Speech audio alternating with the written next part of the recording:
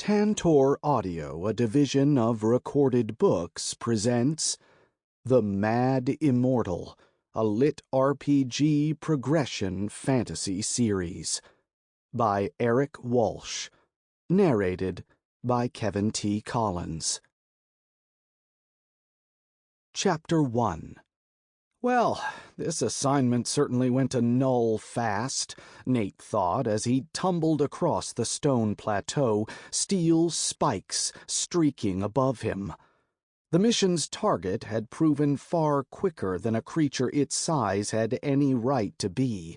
Of course, thanks to the vira infusing its flesh, it was also stronger and hardier than any normal beast as well. Definitely a winning combination. Coming up from his roll, Nate cracked his knee against a jutting shard of rock. He winced at the jolt of pain, but his aegis absorbed the worst of it. He never stopped marveling at how handy that proved, like having your own personal force field to keep you out of harm's way, at least so long as you had the vira left to sustain it. When more spikes didn't immediately hurtle at him, he checked on his internal reserve. 19 vira left. Not terrible, but considering his reserve had started at 28 just a minute before, it was depleting faster than he'd like. A shout from his right brought him back to the fight, and he quickly surveyed the field.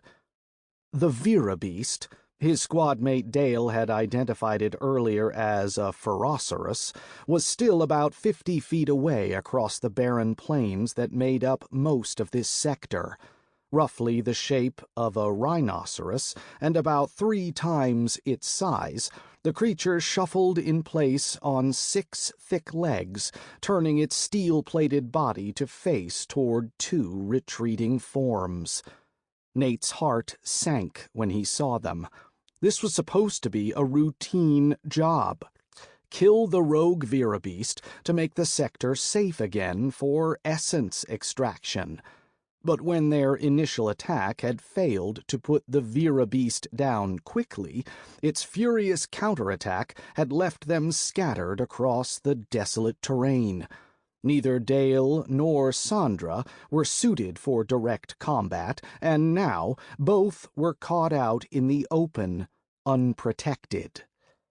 Nate readied a firebolt, weaving his essence about his outstretched hand. He doubted it could penetrate the feroceros's thick hide, not from this far out, but he hoped it would at least distract the beast long enough for the others to seek cover.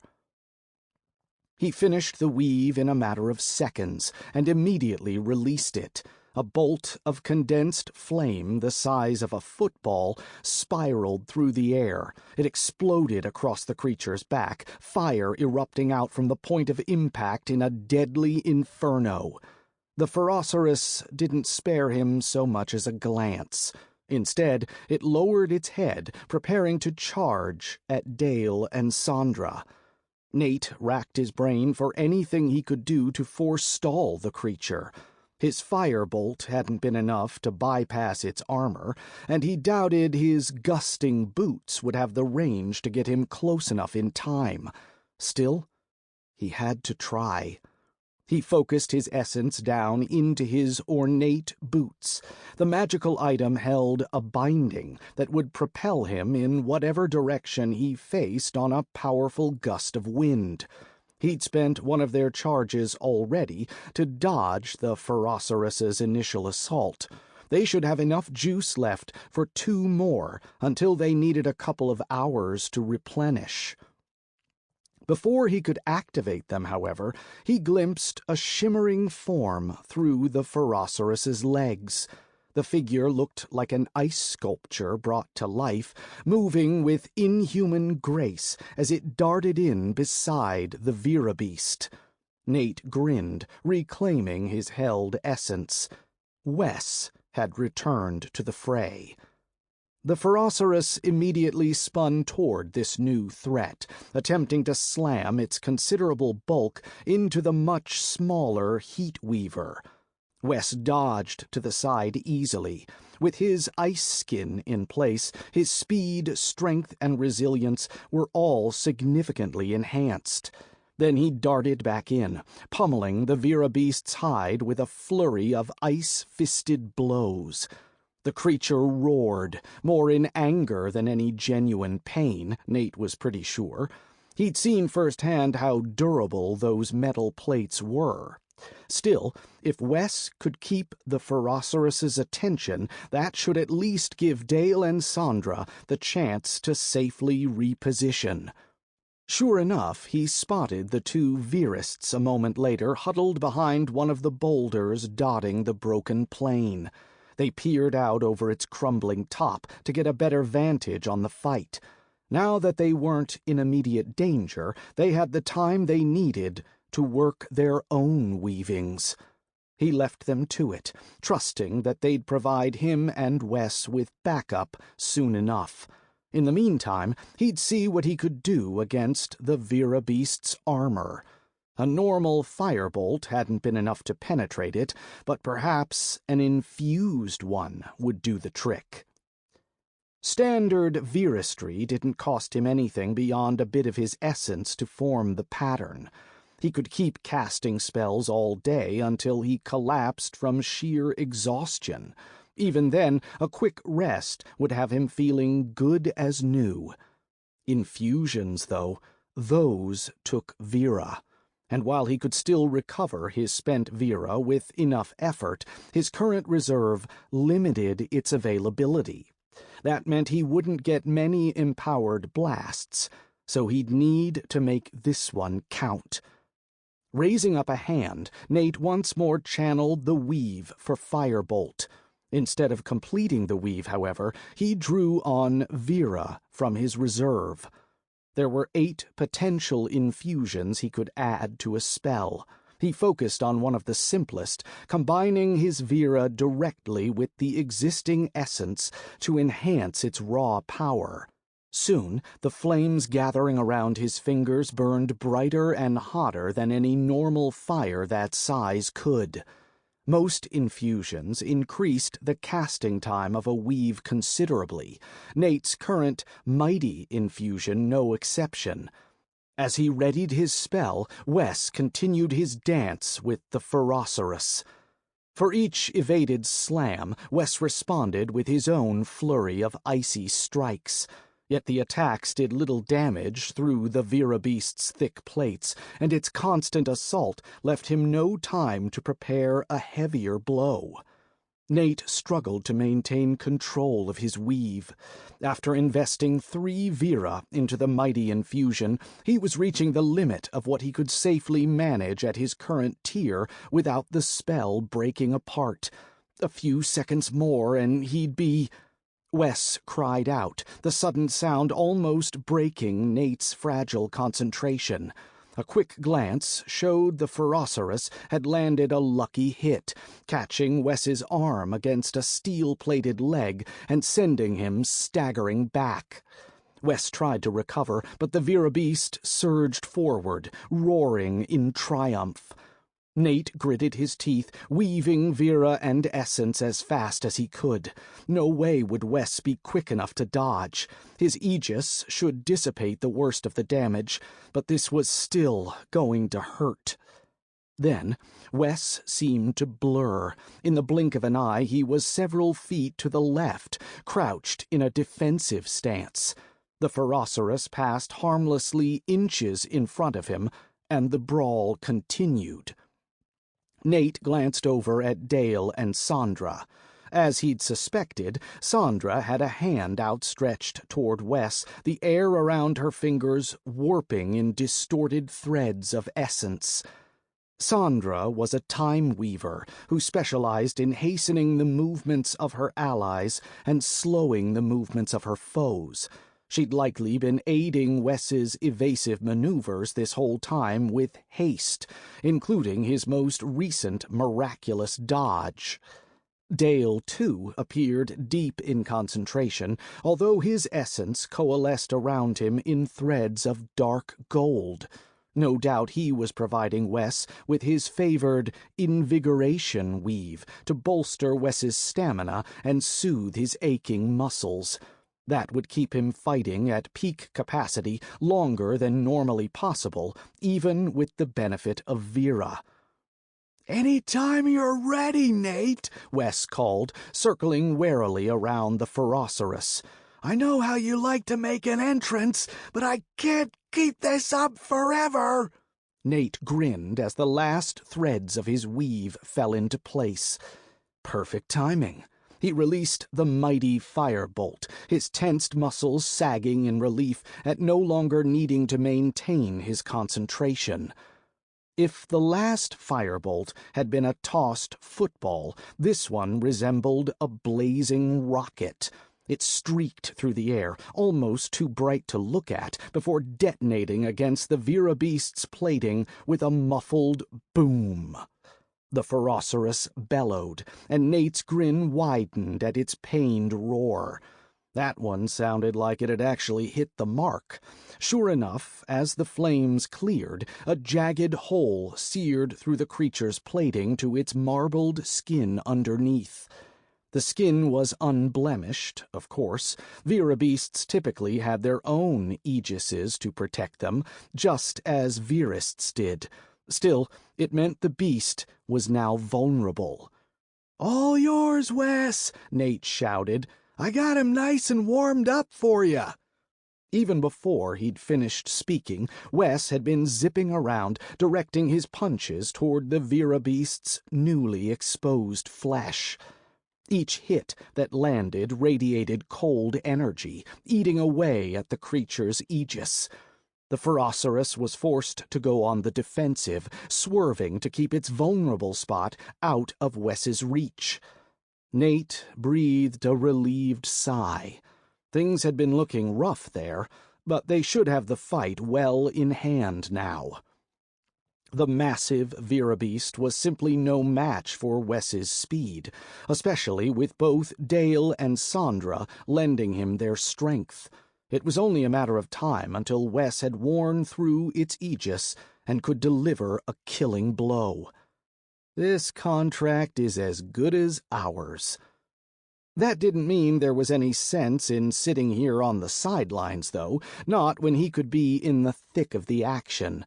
Nate summoned his essence, expelling it out around him in shifting waves of ice.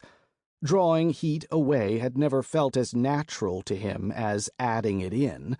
Nevertheless, the icy energy gradually solidified into a frozen set of plate mail engulfing his entire body. It left only his eyes exposed, so that his vision would be unimpeded. His frost armor wasn't as versatile as Wes's ice skin, but it offered at least as much protection. The last thing he wanted was to catch an errant blow from the flailing Ferocerus. He started in toward the melee, holding his right hand to his side. More icy wisps flowed out above and below his fingers, condensing into an ice blade that radiated cold energy. Let's finish this. He was halfway to the Ferocerus when the beast hunkered down close to the ground. Nate pressed his lips together. Had he already missed out on his piece of the action? The creature certainly looked to be on its last legs. Wes must have gotten the same impression because he ceased dodging so that he could focus solely on sending punch after punch into the tear in the Ferocerus's hide. Then Nate noticed the metallic spikes sprouting all across the Ferocerus's back. It wasn't giving up. It had simply needed a moment to gather its own essence.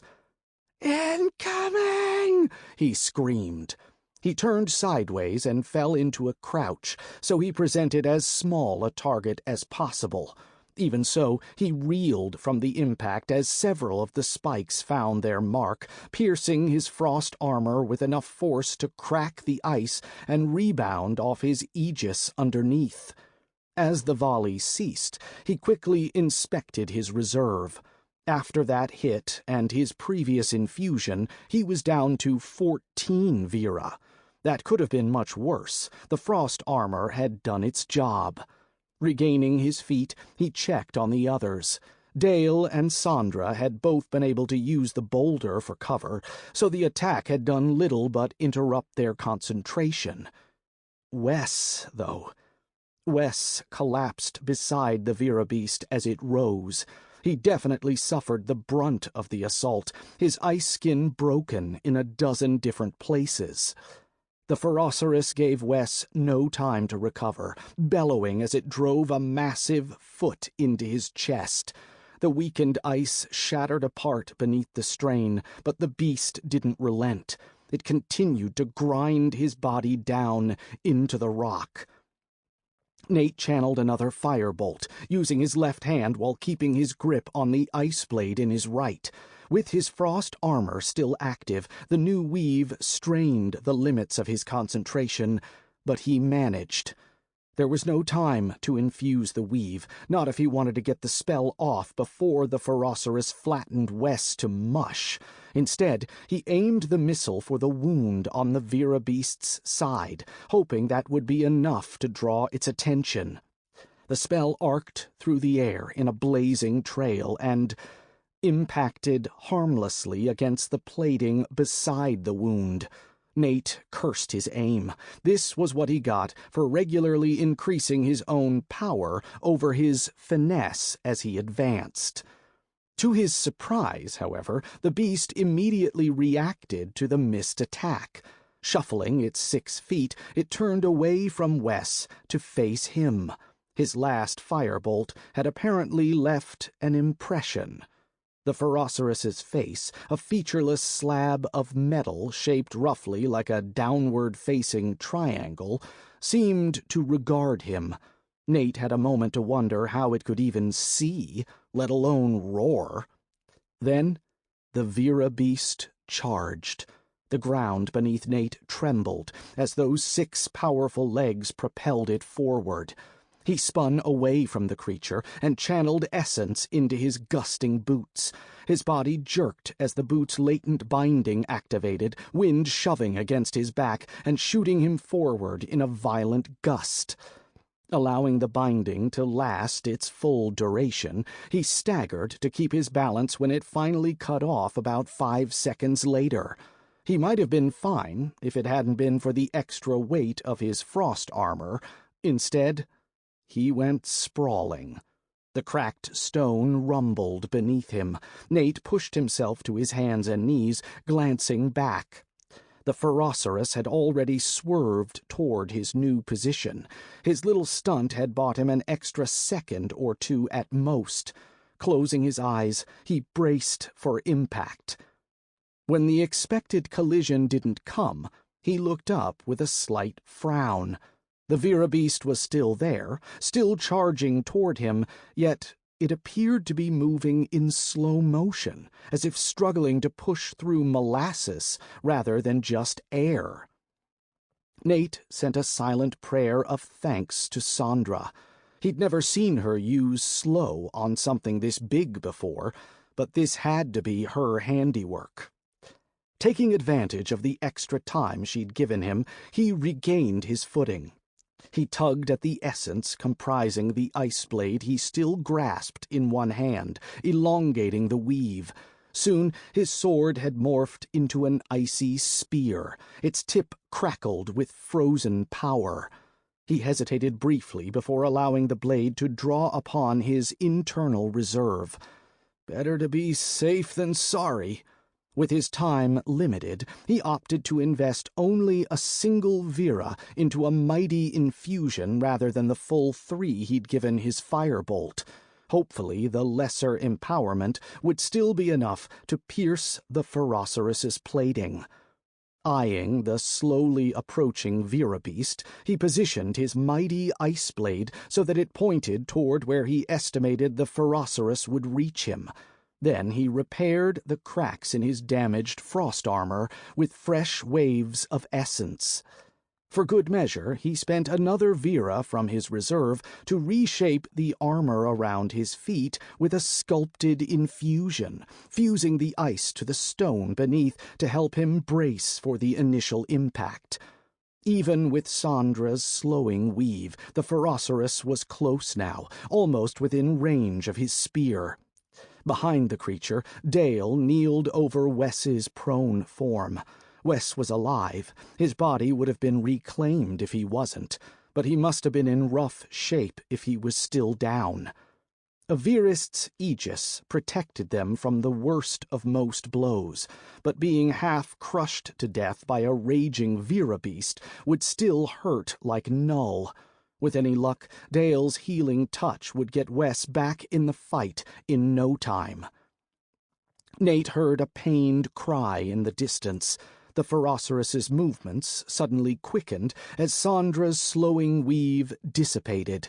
He braced himself, expecting the Vera beast to lurch in his direction. Instead, it twisted its bulk toward the cry. Gritting his teeth, Nate lunged forward and jabbed his spear at the retreating Ferocerus's side. The spear's tip grazed harmlessly off the Vera beast's plating with a crackle of frost, leaving behind a slight groove in the metal, but inflicting no actual damage. Beyond the creature, Nate saw Sandra on her knees. She leaned against the boulder she'd been hiding behind, clutching her head. Maintaining slow as long as she had must have left her completely drained. His breath caught as he realized the implications. If Sandra's Vera reserve was running low, her aegis might not stand up to the Ferocerus's assault. The Vera beast had sensed easy prey. Chapter 2. Null and nil! Nate yanked his feet free from the melting ice that had stuck them in place. No way he'd be able to catch the Vera beast on foot, so he activated the last charge in his gusting boots and shot forward on a current of air. The sudden burst of speed proved enough to catch up to the Ferocerus, but Nate had misjudged his trajectory. Rather than landing beside the Vera beast, he crashed directly onto its hardened back with a bone-crunching thud. His frost armor rang with the reverberation, chunks of ice sloughing off the recently reinforced weave. Fighting through his initial daze, he scrambled for purchase on the creature's plated hide, but the steel plates flowed smoothly together and left little to latch onto. Somehow, he'd hung on to his spear despite the heavy impact. As he slipped down, he swung the mighty ice blade around and rammed it into the Ferocerus's back. His angle wasn't great, but the infused weapon proved enough to pierce part way through the metal and lodge in its plating. Judging by the Vera beast's bellow and sudden thrashing motions, it had also been enough to make it mad. Nate clung to the spear for dear life. With as much concentration as he could muster, he burned a Vera from his reserve and focused the energy down into his frost armor's frozen gauntlets. Ice crackled out in another sculpted infusion, wrapping around his ice blade and freezing his fingers where he gripped it. Despite that, he could feel his hold slipping as the enraged Ferocerus flung him from side to side. At least this means it's not trampling Sandra. The motion finally proved too much for his weapon. The spear cracked in half, and Nate hurtled into the air. He crashed hard onto the stone in a spray of broken ice. Groaning, he dismissed the weave for his ruined frost armor and staggered to his feet. By force of habit, he checked on his reserve and saw that he was down to only 9 Vera, about a third of his total. His body felt like it was covered in one enormous bruise, and his arms burned from the effort of hanging on for as long as he had. But he couldn't give up, not while he could still act. Nate oriented himself back toward the Ferocerus. He expected to see it readying another charge for him, or perhaps resuming its rush for Sandra. Instead, it remained shuffling around the same spot. Relief washed over Nate when he saw why. Dale's healing must have done the trick, because Wes once more dodged nimbly around the Vera beast's legs. Rather than falling back on the defensive, however, the Ferocerus attacked with renewed fervor. Ferocious slams followed one after the other, intermixed with short bursts of steel spikes, as quickly as the Vera beast could grow them. Wes didn't have Sandra's haste or Dale's invigoration this time. Even with his ice skin active, it was all he could do to stay one step ahead of the raging creature. Nate searched for the scorched wound he'd left in the Ferocerus's side, frowning when he spotted a fresh patch of metal covering the spot. Apparently, spraying steel spikes wasn't the Vera beast's only ability. It must have reforged its armor while they were distracted. That was going to make things more difficult. With all his efforts focused on dodging, there remained little chance of Wes breaking back through with just his fists. Channeling his essence, Nate formed another firebolt. He drew upon what remained of his reserve to boost the weave's strength beyond its normal limits. If the null-cursed Ferocerus was going to mend its armor, he would just need to keep blasting it apart.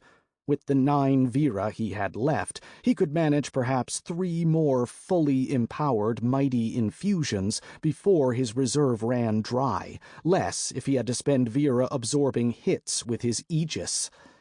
Before he could do more than wind the first threads of thermal essence around his fingers, a spike nicked Wes's arm. The glancing blow did little besides chip away at his ice skin, but it had been enough to make him miss a step and stumble off balance. In that split second, the Ferocerus swung its bulk around. Rather than try to recover, Wes leaned into the misstep, tumbling down into a deft roll that narrowly put him beyond the Vera beast's reach. Their delicate dance resumed, but the message was clear. There was no way Wes would last for long on his own. Even if Nate managed another mighty firebolt before his friend fell, they had no guarantee they'd be able to follow it up before the creature repaired itself again. They needed to finish this decisively, not draw it out. Nate released his concentration and let the half-formed weave in his hand die. "I've got a plan," he called. Wes spun nimbly around another spike, counter-striking instinctively at the Ferocerus's hide. His blows slid off the metal just as they had before. "Does it involve getting the null out of here? My reserve's running low, and this thing really doesn't like me. Even better, it involves getting some payback. Think you can maintain a chill touch on each of its legs?" As he spoke, Nate started jogging toward Dale and Sandra. Wes's reply came a few seconds later. 3, for sure. 4, maybe," he cut off, grunting as he narrowly evaded the flailing Ferocerus, then added, "But juggling that many weaves at once will be risky. I think we're better off pulling back. Trust me, my plan will work. Just do what you can to get our friend there ready for me." Nate reached Dale and Sandra, relieved the Vera beast had been too distracted by Wes to react to his movement. The other Verists still sat beside the crumbling boulder, Sandra leaning against the rock with her eyes closed. Dale had his hand pressed to her chest, golden energy pulsing in his palm. "She'll be fine," he said, glancing up at Nate. His eyes were a bright gold flecked with spots of obsidian, the mark of a Verist who dealt mostly with the healing affinity of vital essence. "But this is turning into a nil-storm. We should scrap the mission and withdraw to the rift." "No," Nate said. "We can still salvage this." "What's the urgency? The Guild's contract can wait a few more days." "I didn't come all the way out here just to leave empty-handed. The Immortals are looking for heroes, not cowards. Besides, I have a plan." Dale frowned. I'm sure they also have no patience for fools, and there's nothing heroic about a pointless reclamation. We know what we're up against now. We can come back next time better prepared." Nate glanced over at Wes, just as the Vera Beast roared and released a... Sample complete. Ready to continue?